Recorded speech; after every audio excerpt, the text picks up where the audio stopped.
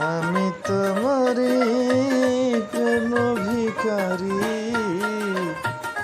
ভালোবেসে ঠাই দিও পরাণে গো, ভালোবেসে ঠাই দিও পরাণে।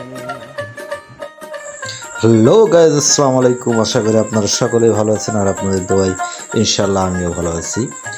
আজকে মেহেরপুর থেকে আসতে আসতে হঠাৎ করে একটা স্থান চোখে পড়লো। ভাবলাম আসলে আপনাদেরকেও দেখানো উচিত।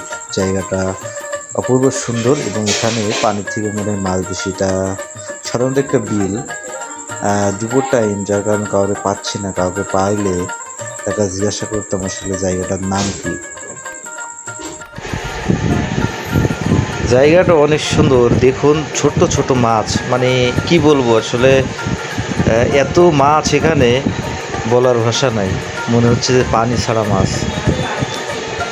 এই যে সামনে একটা ছোট আপুরে পাইছি, তার কাছে জিজ্ঞাসা করি আসলে জায়গাটার নাম কি।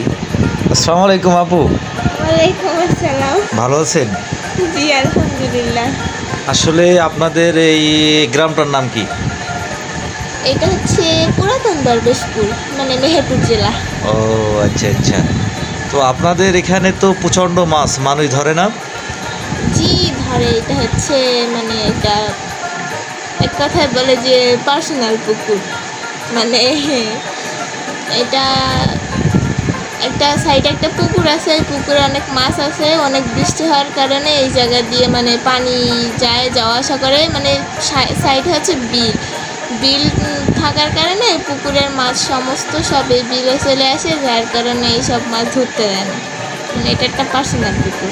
ও আচ্ছা আচ্ছা।